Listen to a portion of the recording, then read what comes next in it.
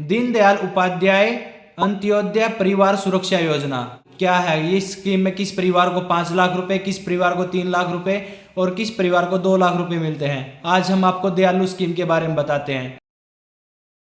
Hello everyone, welcome to my new video. मैं अंकित मान, स्वागत है आप सभी का हमारे चैनल पर। आज हम बात करेंगे दयालु स्कीम क्या है। जो इसका मकसद किसी भी गरीब परिवार को जिसकी भी फैमिली आईडी में इनकम 1,80,000 रुपए से कम है, अगर उस फैमिली में किसी भी मेंबर की डेथ हो जाती है या परमानेंट डिसेबिलिटी पर फाइनेंशियल हेल्प मिलती है सरकार की तरफ से। इस स्कीम में किसको कितने रुपए मिलते हैं हम आज आपको उसके बारे में बताते हैं। किसी भी परिवार में जो गवर्नमेंट की तरफ से ये स्कीम दी जाती है, पैसा उस बात पर निर्भर करता है कि आपकी फैमिली में मेंबर की किस एज पर डेथ हुई है। अगर उस सदस्य की एज 6 साल से लेकर 12 साल तक थी तो उसके परिवार को 1 लाख रुपए मिलते हैं। अगर सदस्य की एज 12 साल से लेकर 18 साल के बीच में है तो उस परिवार को 2 लाख रुपए दिए जाते हैं गवर्नमेंट की तरफ से। अगर उस सदस्य की एज 18 साल से लेकर 25 साल तक है तो उस सदस्य के परिवार को 3 लाख रुपए जो फाइनेंशियल हेल्प है गवर्नमेंट की तरफ से दी जाती है।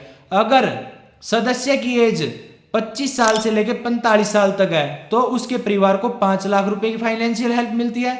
अगर 45 साल से लेकर 60 साल के बीच में है तो उसके परिवार को 3 लाख रुपए की फाइनेंशियल हेल्प गवर्नमेंट की तरफ से दयालु योजना के तहत दी जाती है। दयालु योजना में एलिजिबिलिटी क्या रहेगी कि भाई कौन कौन अप्लाई कर सकता है। सबसे पहला आता है इनकम लिमिट।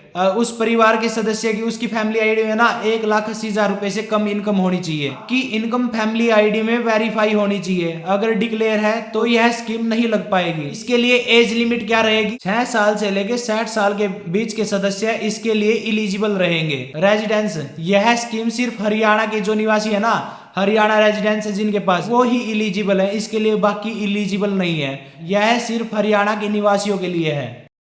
यह कैसे अप्लाई की जाती है मैं आपको बता देता हूं। आपको साइट पर जाना है dapsy.fineharyana.gov.in पर। इस एप्लीकेशन पर जाकर आप अपना दयालु वन में केस लगाएं। अगर आपका दयालु वन में नहीं लगा तो आपके आने के चांस कम हो जाते हैं। दयालु वन वालों के सभी के पैसे आते हैं और इसको हादसे के 3 महीने के अंदर अंदर यानी कि 90 दिन के अंदर अंदर अप्लाई करना जरूरी होता है। अगर आपने 90 दिन के अंदर अप्लाई नहीं किया तो आप इस स्कीम का फायदा नहीं उठा पाएंगे।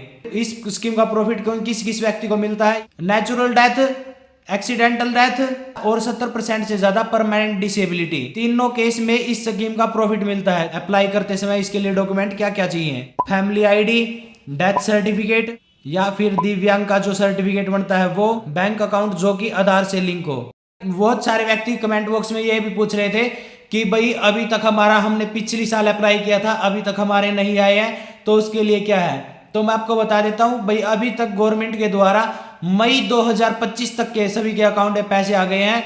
मई 2025 के बाद के नहीं आए हैं। आराम से अभी मई के बाद जून के आएंगे, जुलाई के, ऐसे ऐसे करके आपके पैसे पक्का आएंगे। इसके लिए कोई टेंशन नहीं है। ये चरणबद्ध तरीके से किया जाता है गवर्नमेंट के द्वारा भी। इसके लिए बजट तैयार किया जाता है। गवर्नमेंट समय समय पर हर टाइम अपडेट देके आपको बताती रहती है। अगर किसी को भी पूछना तो आप कमेंट बॉक्स में पूछ सकते हैं। और कब तक के पैसे आ गए हैं, अभी तक मई 2025 तक के आ गए हैं। आगे जैसे ही अपडेट कोई आती है गवर्नमेंट की तरफ से तो मैं आपको बता दूंगा।